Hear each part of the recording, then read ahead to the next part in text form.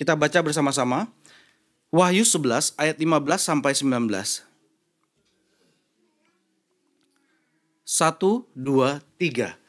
Lalu malaikat yang ketujuh meniup sangkakalanya, dan terdengarlah suara-suara nyaring di dalam surga, katanya, pemerintahan atas dunia dipegang oleh Tuhan kita, dan Dia yang diurapinya. Dan Ia akan memerintah sebagai Raja sampai selama-lamanya. Dan ke-24 tua-tua yang duduk di hadapan Allah di atas tata mereka tersungkur dan menyembah Allah sambil berkata, kami mengucap syukur kepadamu ya Tuhan, Allah yang maha kuasa, yang ada dan yang sudah ada. Karena Engkau telah memangku kuasa-Mu yang besar dan telah mulai memerintah sebagai Raja. Dan semua bangsa telah marah, tetapi amarah-Mu telah datang. Dan saat bagi orang-orang mati untuk dihakimi dan untuk memberi upah kepada hamba-hamba-Mu, nabi-nabi dan orang-orang kudus, dan kepada mereka yang takut akan nama-Mu, kepada orang-orang kecil dan orang-orang besar, dan untuk membinasakan barang siapa yang membinasakan bumi. Maka terbukalah bait suci Allah yang di surga, dan kelihatanlah tabut perjanjiannya di dalam bait suci itu, dan terjadilah kilat dan deru guru dan gempa bumi dan hujan es lebat. Mari kita menundukkan kepala kita berdoa. Bapa kami yang di surga, kiranya Tuhan boleh memberikan anugerah-Mu dan belas kasihan-Mu kepada setiap kami.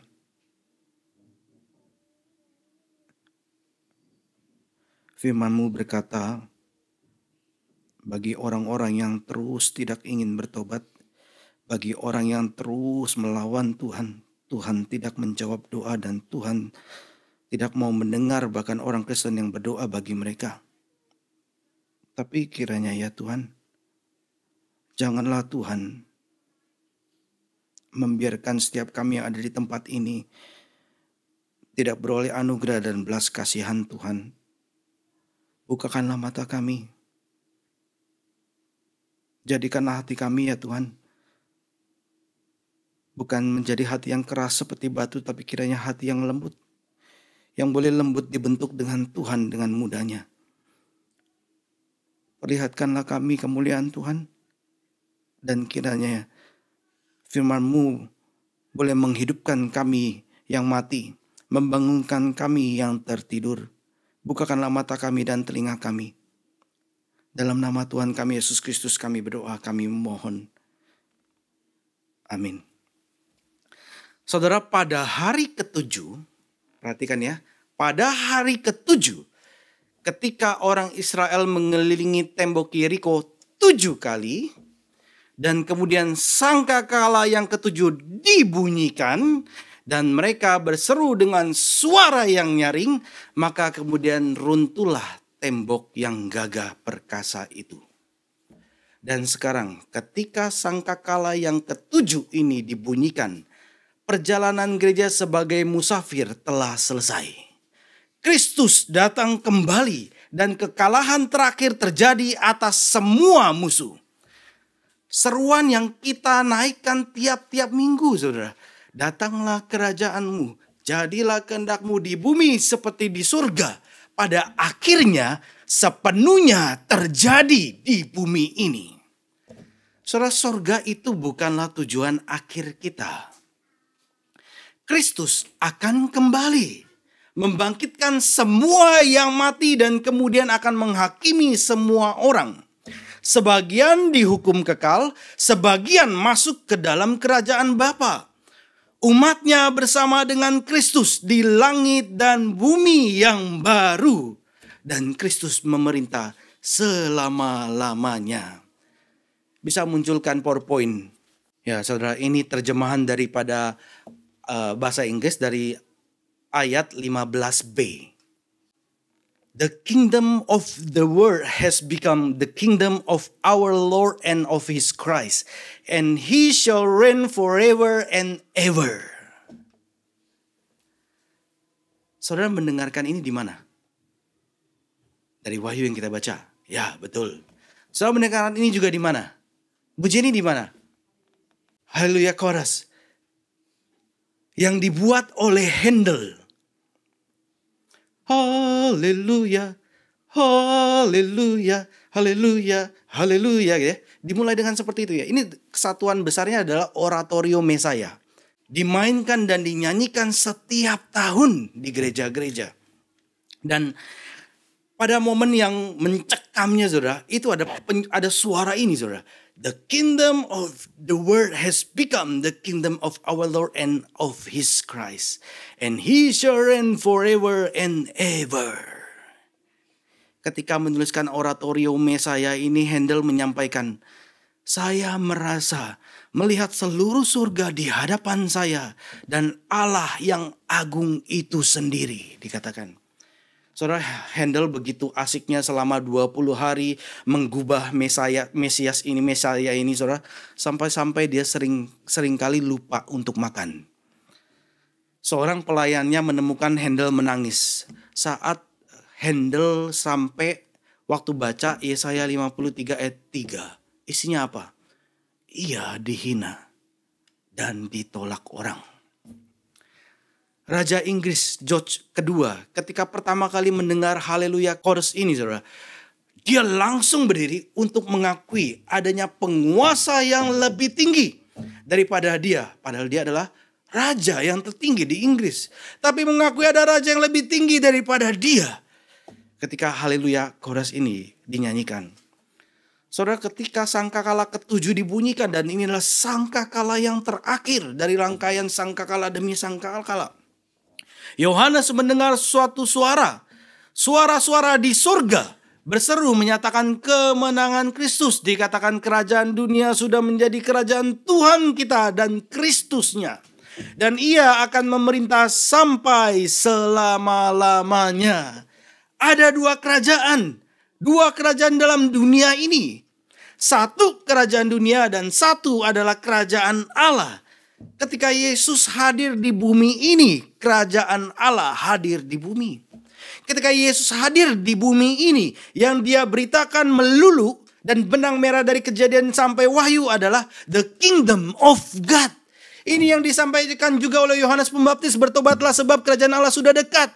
Ini yang disampaikan oleh para nabi, ini yang disampaikan oleh Tuhan Yesus sendiri. Sampai bahkan kitab Wahyu diberitakan saudara.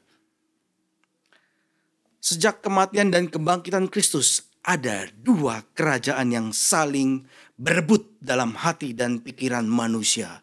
Kerajaan duniakah? Kerajaan Allahkah? Kerajaan duniakah? Kerajaan yang Kristus telah tegakkankah? Kerajaan Kristus adalah kerajaan yang sejati. Kerajaan yang akan bertahan selamanya bahkan ketika kerajaan dunia telah disingkirkan. Saat ini kerajaan dunia menentang kekuasaan Kristus. Tetapi ketika sangkakala ketujuh dibunyikan, Kristus akan mengalahkan dan menyingkirkan semua perlawanan terhadap pemerintahannya.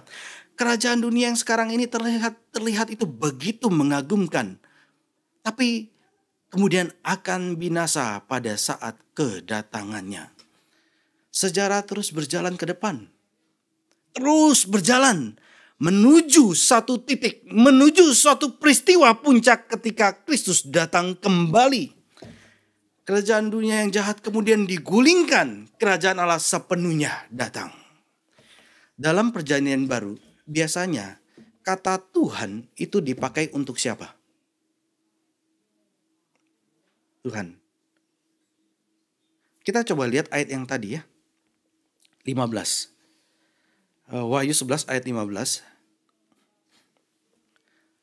Pemerintahan atas dunia dipegang oleh Tuhan kita dan Dia yang diurapinya.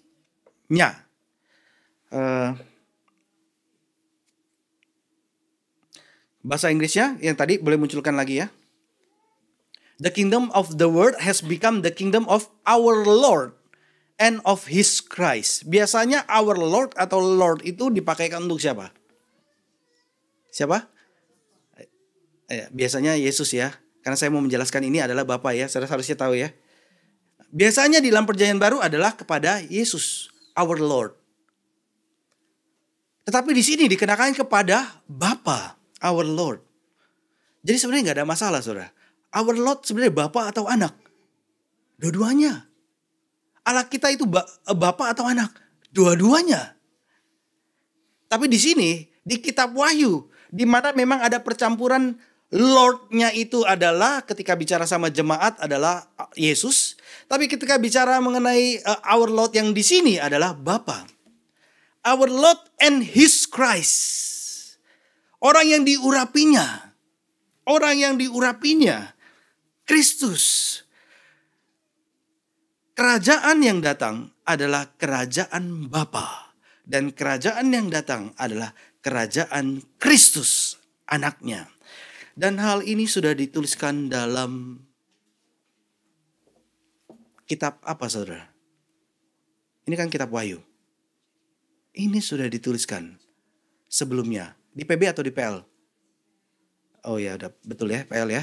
Di PL. PL-nya di mana? Kita buka bersama-sama.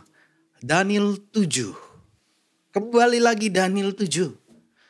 Di mana Gabriel kemudian menampakkan diri datang kepada Daniel ya. Daniel 7 ayat ke-9 sampai 14. Daniel 7 ayat 9 sampai 14 saya bacakan. Sementara aku terus melihat tata-tata diletakkan, lalu duduklah yang lanjut usianya. Bapak ya. Pakaiannya putih seperti salju dan rambutnya bersih seperti bulu domba. Kursinya dari nyala api dengan rodanya dan dari api yang berkobar-kobar. Suatu sungai api timbul dan mengalir dari hadapannya. 1000 kali beribu-ribu melayani dia dan selaksa kali berlaksa-laksa berdiri di hadapannya. Lalu duduklah majelis pengadilan. Dan ini yang disampaikan juga dalam kitab Wahyu. Dan dibukakanlah kitab-kitab. Aku terus melihatnya karena perkataan sombong yang diucapkan tanduk itu. Aku terus melihatnya sampai binatang itu dibunuh. Tubuhnya dibinasakan dan diserahkan ke dalam api yang membakar. Juga kekuasaan binatang-binatang yang lain dicabut. Dan jangka hidup mereka ditentukan sampai pada waktu dan saatnya. Aku terus melihat dalam penglihatan malam itu tampak datang dengan awan-awan dari langit seorang seperti anak manusia. Datanglah ia kepada yang lanjut usianya itu dan ia dibawa ke hadapannya. Ini bicara siapa? Anak. Lalu diberikan kepadanya kekuasaan dan kemuliaan dan kekuasaan sebagai raja. Maka orang-orang dari segala bangsa, suku, bangsa dan bahasa mengabdi kepadanya. Kekuasaannya ialah kekuasaan yang kekal, yang tidak akan lenyap, dan kerajaannya ialah kerajaan yang tidak akan musnah. Bahkan sebelum Yohanes menyampaikannya dalam kitab Wahyu, Daniel pun sudah menyampaikannya. Bapa dan anak akan menjalankan kedaulatannya bersama. Dia yang duduk di atas tata dan anak domba yang telah disembelih memerintah bersama atas surga dan bumi selama-lamanya. Yang mendengar sangkakala terakhir dan seruan kerajaan Kristus itu bukan saja Yohanes, tetapi 24 tua-tua yang mewakili gereja Tuhan, mewakili gereja Tuhan perjanjian lama dan perjanjian baru, yang duduk di atas tahta pun mendengarkannya. Mereka kemudian yang mendengarkan ini, kemudian tersungkur dan menyembah Allah, dan mereka bernyanyi, kami mengucap syukur kepadamu ya Tuhan, Allah yang maha kuasa. Perhatikan ya, yang ada, yang sudah ada. Terus? Karena engkau telah memangku kuasamu yang besar dan telah memulai memerintah sebagai raja. Saudara, ke-24 tua-tua merayakan kerajaan Kristus yang diberitakan oleh Sangkakala ke-7. Sekarang kita lihat Wahyu 4 ayat ke-8. Wahyu 4 ayat ke-8. Bersama-sama kita baca ya. 1, 2, 3. Dan keempat makhluk itu masing-masing bersayap 6 sekelilingnya dan di sebelah dalamnya penuh dengan mata. Dan dengan tidak berhenti-hentinya mereka berseru siang dan malam. Kudus, kuduslah Tuhan Allah yang maha kuasa, yang sudah ada dan yang akan datang. Apa bedanya dengan yang tadi kita baca? Betul, tepat sekali. Dan yang akan datang tidak ada. Karena engkau yang telah memangku kuasamu yang besar dan telah memulai memerintah sebagai raja. Yang maha kuasa yang ada dan yang sudah ada. Stop. Yang akan ada gak ada, yang akan datang gak ada. Di sini berbeda. Sebelumnya yang dimulai dari pasal keempat ini, tapi kemudian ini pasal 19 adalah yang terakhir dari penglihatan rangkaian Yohanes di surga, saudara. Ini penutupnya. Setelah begitu kembang api dimunculkan dengan begitu megah dan orang terpesona. Semakin kagum dan menyembah Tuhan. Di sini loh nggak ada ya. Cuma ada yang ada dan yang sudah ada. Dan yang akan datang nggak ada. Kenapa tidak ada? Karena Kristus sudah datang kembali. Tepat sekali. Sangkakala ketujuh menghantar masuk ke dalam kemuliaan yang kekal. Kekekalan tidak lagi akan datang. Tetapi kekekalan telah datang. Sangkakala ketujuh menandai akhir sejarah. Sangkakala ketujuh menghantar kita masuk ke dalam kerajaan Allah yang kekal. Sebagaimana 24 tua-tua berkata, Tuhan telah memangku kuasanya yang besar dan telah mulai memerintah sebagai Raja. Kedatangan Kristus yang kedua kali adalah peristiwa yang sangat menentukan. Kalau dulu dalam kitab Hakim-Hakim, kelompok-kelompok kecil gitu ya. Satu generasi datang yang takut akan Tuhan, Tuhan berkati, kemudian datang keturunan yang lain yang gak mengerti, terus kemudian melawan Tuhan, padahal sudah dibangun dengan baik di dalam yang alkitabiah gitu ya, suatu masyarakat ya. Kemudian datang yang gak takut akan Tuhan, lalu karena berdosa mereka kena efek daripada dosa.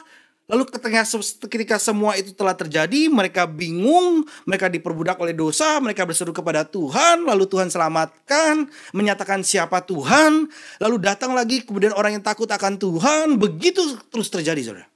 Sekarang skala yang tadi suku demi suku ini di tanah Palestina ini, kemudian sekarang di zaman kita itu diperbesar menjadi skala satu bangsa. Skala besar seluruh dunia. New England yang dibangun dengan hati yang takut akan Tuhan, dibentuk dengan hukum-hukum yang takut akan Tuhan. Kemudian negara ini berkembang menjadi negara yang begitu baik dan majunya dan memberkati banyak orang. Sebagaimana juga di Inggris.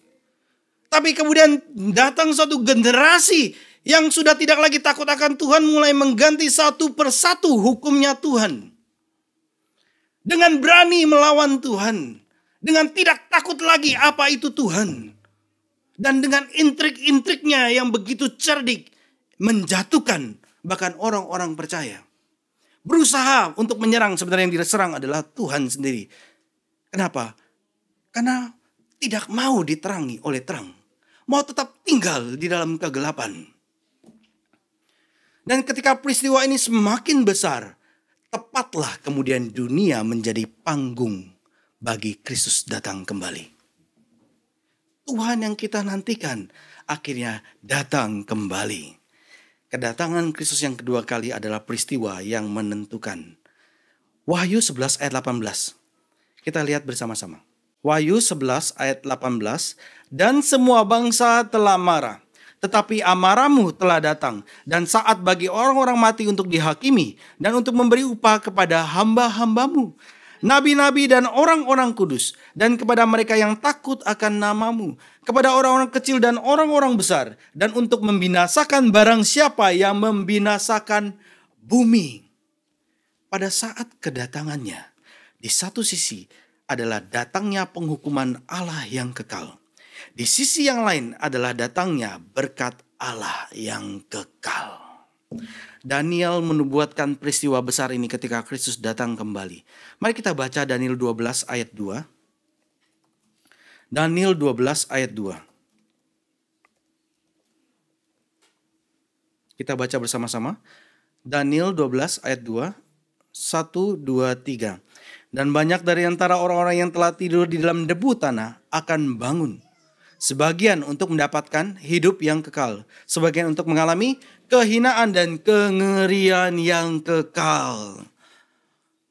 Manusia murka kepada Allah dan juru selamatnya. Sehingga kemudian Allah membalas dengan murka. Ini yang terjadi, saudara. Dan ini juga sudah dikatakan sebagaimana Mazmur 2 katakan. Mengapa rusuh bangsa-bangsa, mengapa suku-suku bangsa mereka-reka perkara yang sia-sia. Jadi pikirnya Tuhan jahat nih gitu ya. Ya, atau kalau enggak ya Tuhan enggak ada lah gitu, yang baik saya gitu ya. Sebenarnya yang dilakukan adalah suatu kejahatan gitu ya. Itu saudara. Saudara, seringkali ya orang kudusnya Tuhan pun direka-reka sebagai hal yang jahat, saudara. Oh, kamu melakukan hal ini ya, oh, kamu diam-diam begini ya, gitu ya. Direka-rekakan yang jahat supaya dia itu jatuh, gitu ya. Padahal itu hanyalah gosipkan atau itu hanyalah suara burung, gitu ya.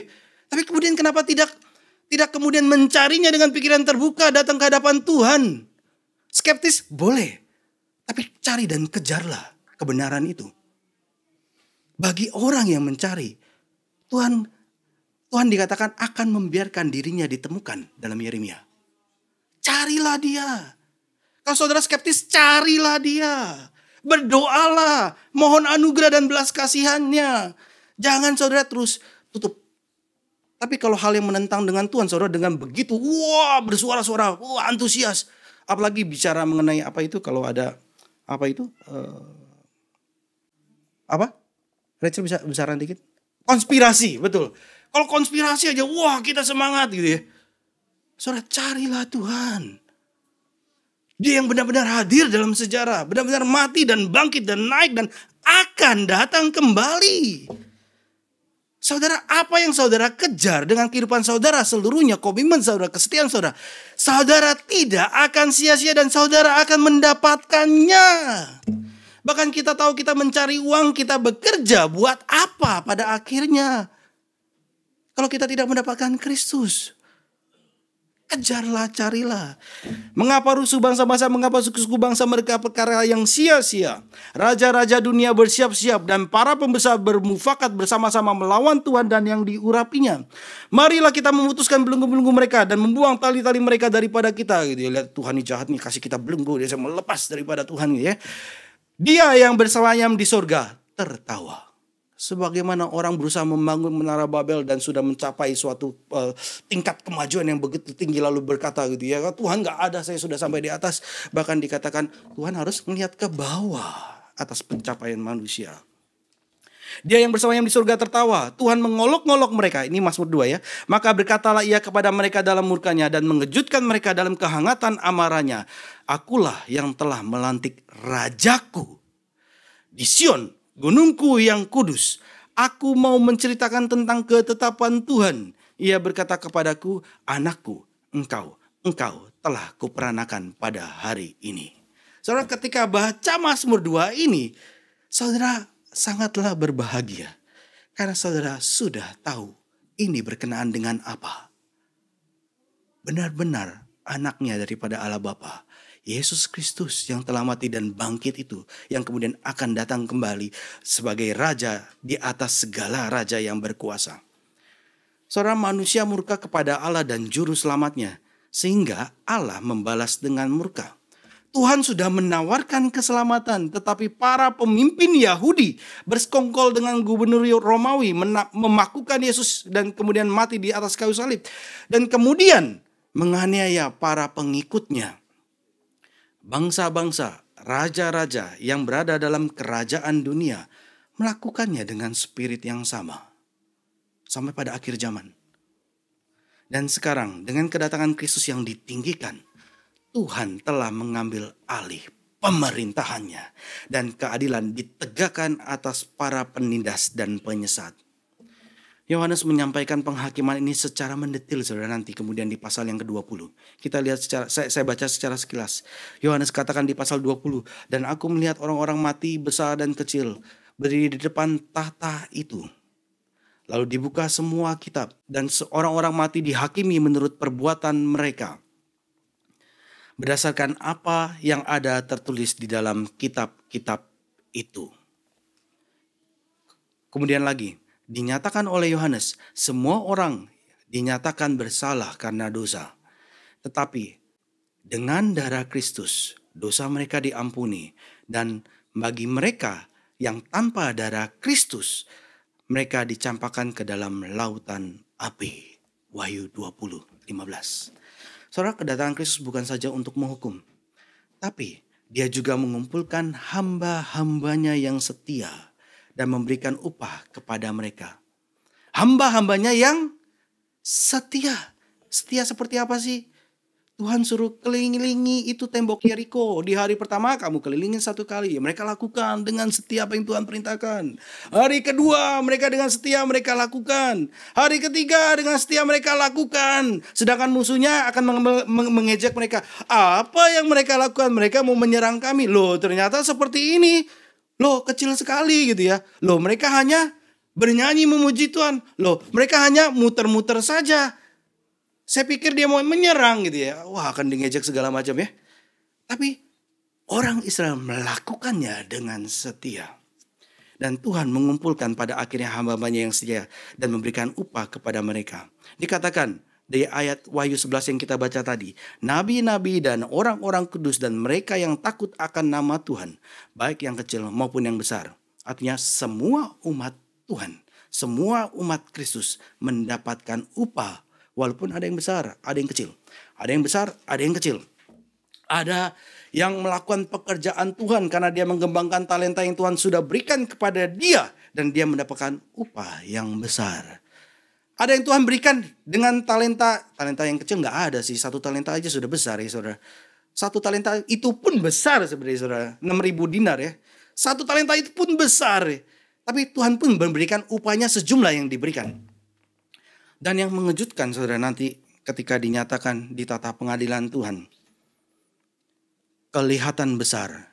Upahnya kecil. Terus kita melihat. Ini orang kayaknya gak ngelakukan hal yang banyak ya. Yang dia kerjakan biasa-biasa saja ya. Memang sih dia setia. Kelihatan kecil. Tapi terus Tuhan nyatakan upahnya besar. Nanti menjadi jelas di tata pengadilan Tuhan. Saudara, kita semua sebenarnya layak dihukum secara kekal atas pemberontakan kita kepada Tuhan. Tidak terluput siapapun itu. Pasti dihukum. Karena kita memberontak kepada Tuhan. Mereka yang terus-menerus dalam ketidakpercayaan dengan menolak Kristus dan menolak firman Tuhan. Pasti akan menerima penghukuman ini. Yesus pernah katakan, janganlah kamu takut kepada mereka yang dapat membunuh tubuh. Tapi yang tidak berkuasa membunuh jiwa. Takutlah terutama kepada dia yang berkuasa membinasakan baik jiwa maupun tubuh di dalam neraka. Yang dihukum nanti bukan hanya jiwa saja, tapi jiwa dan tubuh. Karena semua manusia akan dibangkitkan. Baik yang percaya maupun tidak percaya. Dan dipisahkan sebagian untuk hidup yang kekal, sebagian untuk kematian kekal dalam penghukuman Tuhan. Kalau saudara mengakui dosa saudara. Kalau saudara mengakui perlawanan saudara selama ini kepada Tuhan. Jikalau saudara percaya kepada Yesus, maka darah Yesus, anak Allah itu menyucikan kita daripada segala dosa. Dan ini bukan hanya di dalam perjanjian baru. Sejak perjanjian lama sudah dikatakan. Allah adalah setia dan adil. Dia akan mengampuni segala dosa kita dan menyucikan kita daripada segala kejahatan. Kemudian ayat 19 dari Wahyu 11. Yohanes mengakhiri penglihatan di surga yang dimulai dari pasal keempat. Sebagian dari kitab Wahyu telah selesai kita baca dan kita bahas. Maka terbukalah bait suci Allah yang di surga. Dan kelihatanlah tabut perjanjiannya di dalam bait suci itu. Dan terjadilah kilat. Dan deru guru. Dan gempa bumi. Dan hujan es lebat.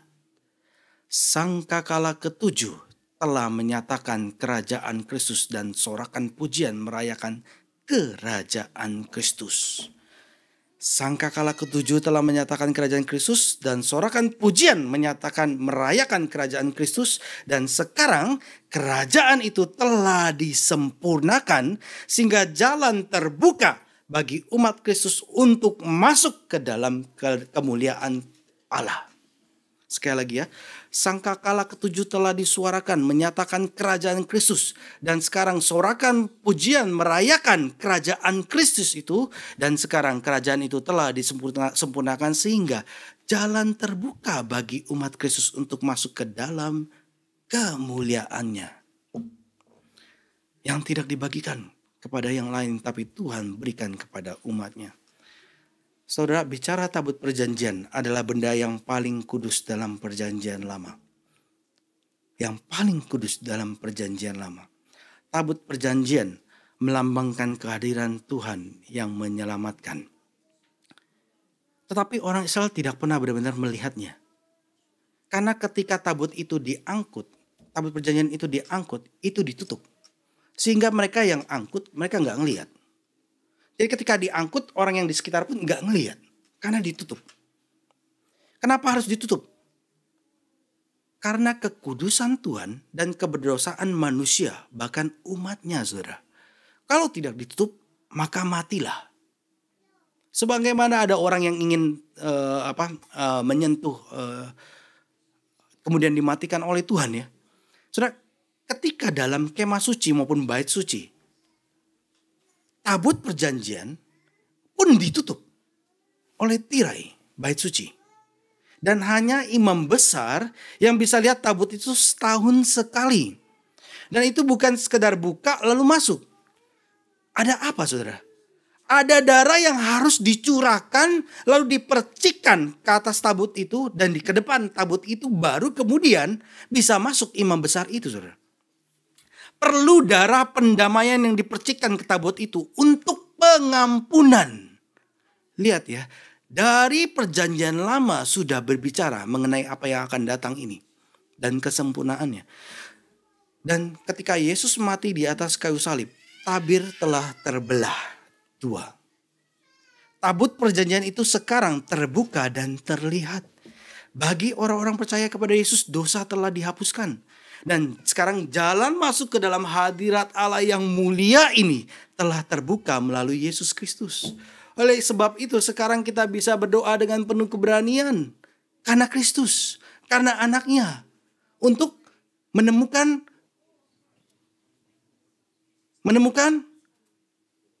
ya boleh mercy dulu, boleh grace dulu, kasih karunia.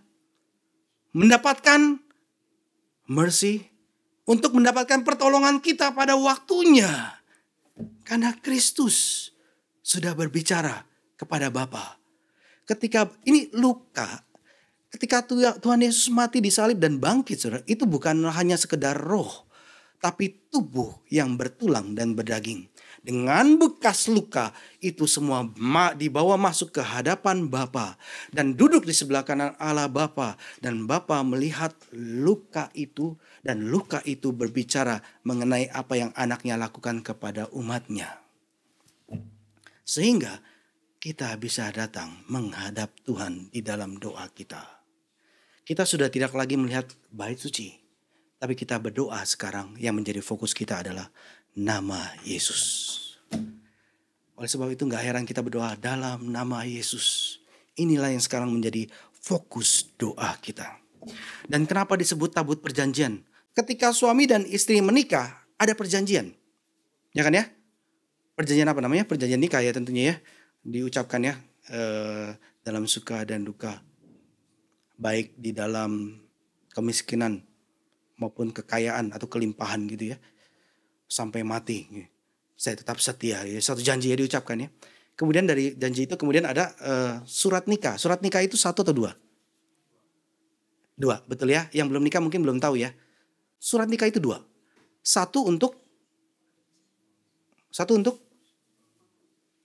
siapa? Ya, untuk masing-masing. Suami dan istri. Tabut perjanjian adalah perjanjian siapa? Ya, Allah dengan umatnya.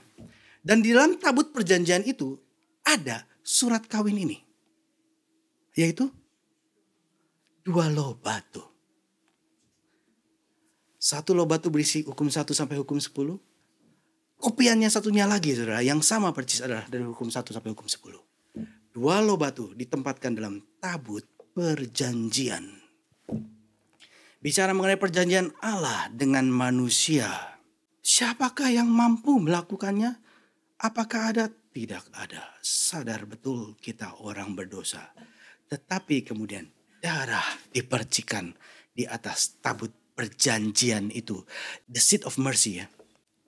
Tabut perjanjian melambangkan bahwa perjanjian keselamatan Allah telah digenapi. Sekarang saudara lihat ya, kenapa kok orang dulu melakukan hal itu di dalam tabut perjanjian. Tapi sekarang kemudian dinyatakan kita lebih lagi dalam perjanjian baru, menyatakan kedatangannya apa yang sudah dilakukan dalam perjanjian lama.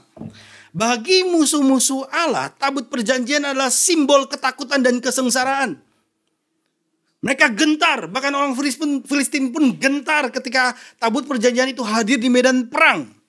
Di Yeriko, tabut itu dibawa oleh para imam yang meniupkan sangkakala.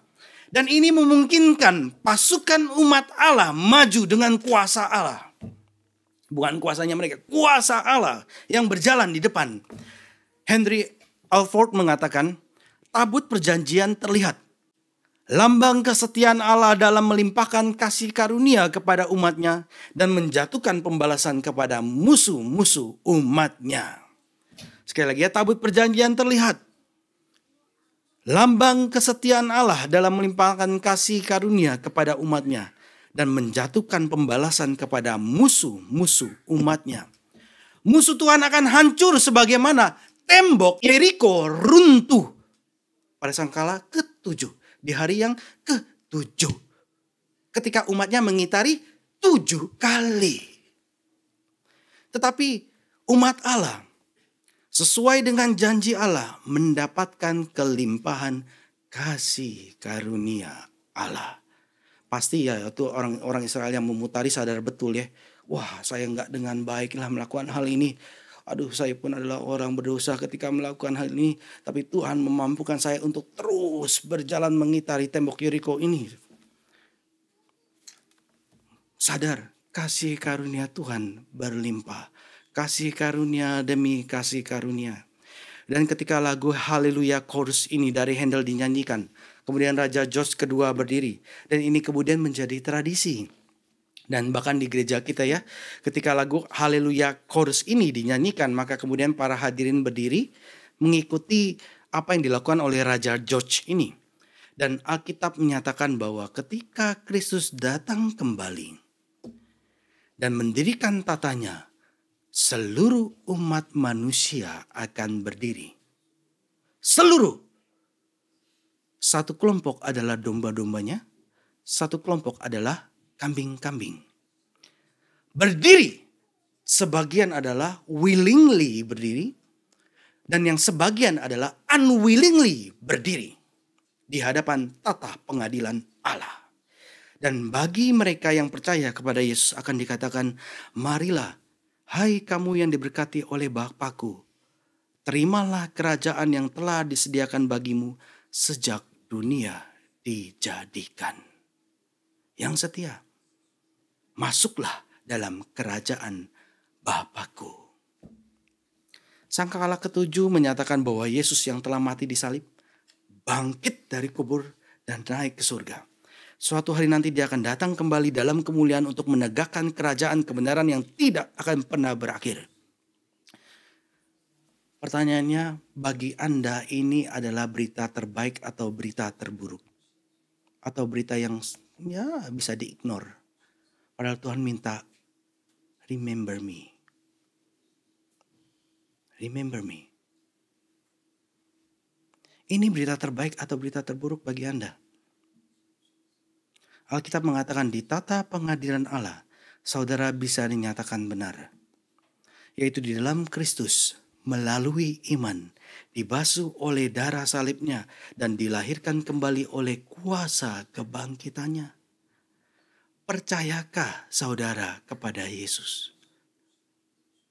Jikalau saudara percaya, sampai hari yang sempurna itu tiba. Hari ke-7. Daniel katakan ini masa yang keberapa? Masa yang keberapa? Masih ingat? Gabriel katakan kepada Daniel. Masa yang ke-7. Sekali lagi ya. Kan Gabriel bilang sama Daniel ya. Ada 7 masa. Setengahnya akan berhenti korban. Yaitu bait suci akan dihilangkan. Dihapuskan. Orang gak bisa mempersembahkan korban. 3,5-nya ya. Terus 3,5 belakang adalah yang disampaikan oleh kitab Wahyu. 42 bulan gereja akan ditindas.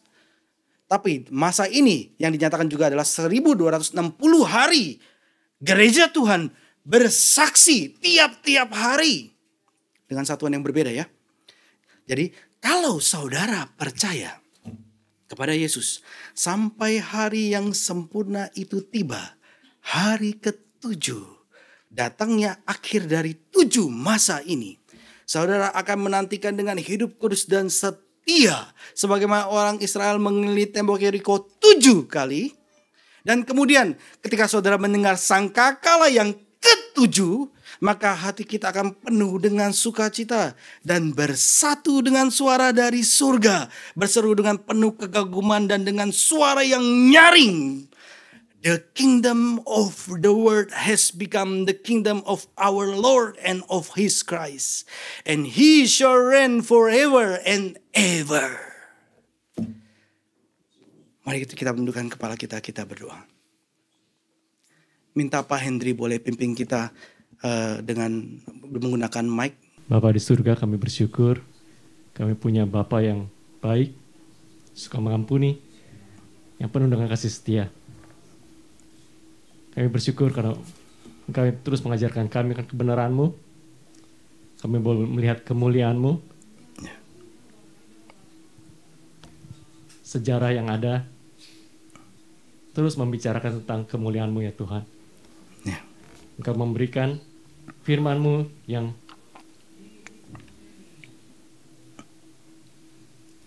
sejalan. Apa yang Kau sampaikan pada perjanjian lama, Engkau juga nyatakan di perjanjian baru. Yang menyatakan kebesaran-Mu, rencana-Mu yang begitu agung bagi kemuliaan-Mu juga ya Bapa.